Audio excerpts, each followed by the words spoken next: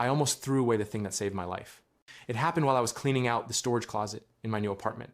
The place smelled like warm dust and old cardboard, and the previous tenant had left behind a mountain of random junk rusted screws, half-used paint cans, a broom with no handle.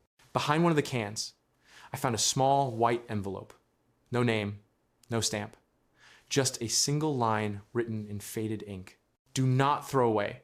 Open only if necessary. I rolled my eyes, tossed it toward the trash bag, and then picked it back up. Something about it felt too personal to toss. So I stuck it in a drawer and forgot about it until the next morning when my neighbor stopped me in the hallway. He asked, "Did you hear someone trying doors last night?" I told him no, but the look on his face said he wasn't joking. That's when I remembered the envelope. And suddenly, keeping it didn't feel like a dumb decision anymore. That evening, when I came home, I saw a fresh scrape on my doorframe. Thin, bright wood dust, like someone had pressed a metal tool against it. Inside my apartment, nothing was touched, but the air felt wrong. Too still. I opened the drawer, pulled out the envelope, and finally tore it open. Inside was a single key and a note that said, "If you find this, someone else has too.